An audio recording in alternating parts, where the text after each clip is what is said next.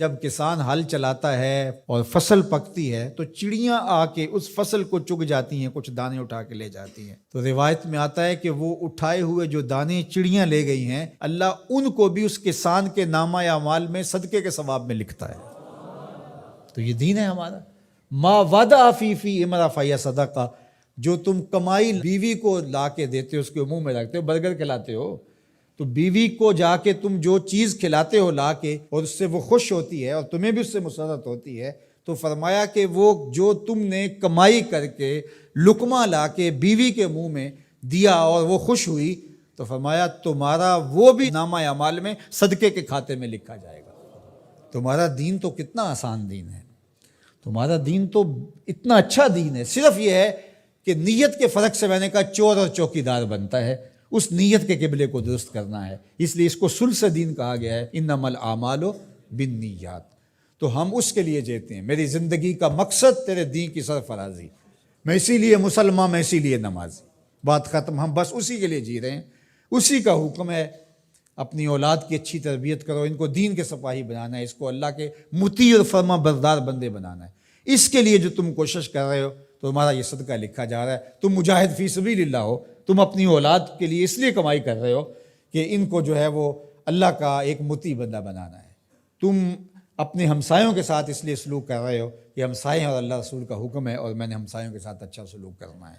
تم رشتہ داروں کے ساتھ نبھا رہے ہو ان کے تلخ رویوں کے باوجود بھی کہ اللہ رسول کا حکم ہے، لہٰذا میں توڑ تو نہیں سکتا، لہٰذا اللہ اس کا بھی تمہیں اجر عطا کرے گا۔ ان تلخ رویوں کا تمہیں تمہارے نامہ اعمال میں اجر و ثواب لکھا جائے گا جو تم سہتے ہو اور برداشت کرتے ہو۔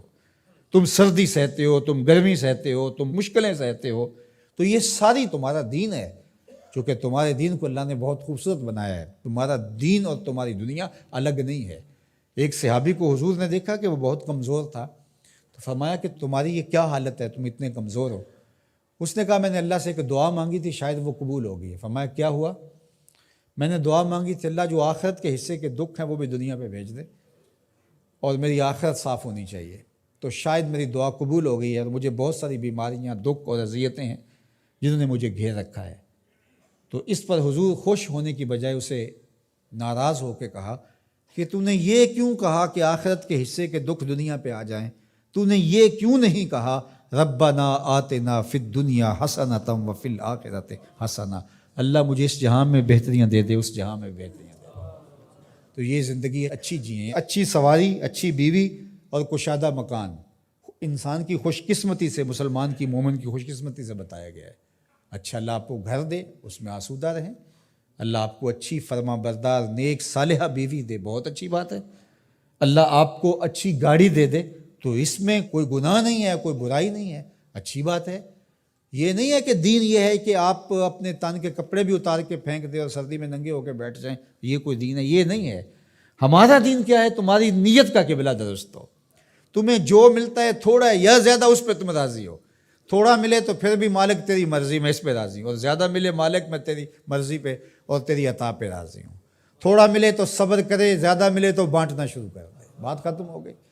اور کاروبار کرے تو اللہ کی رضا کے لیے جائے، اور بچوں کو ایک اچھی تربیت کی نیت سے گھر سے نکلتا ہے۔ حتیٰ کہ جو کاروبار کرتے ہوئے مشقتیں آتی ہیں، ٹینشنیں آتی ہیں، پریشانیاں آتی ہیں، جھٹکے لگتے ہیں انسان کو، گاہک کے رویے کی وجہ سے کسی نے ادھار لے لیا، وہ پیسے نہیں دے رہا، بار بار اس کو کہنا پڑتا ہے، اس کے سخت اور تلخ رویے ہیں۔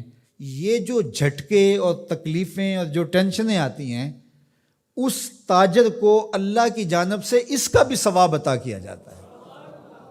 تو یہ کتنی کرم نوازی ہے اس کی، اور کتنی رحمت ہے اس کی جو اللہ تعالیٰ نے اہل ایمان پہ رکھی۔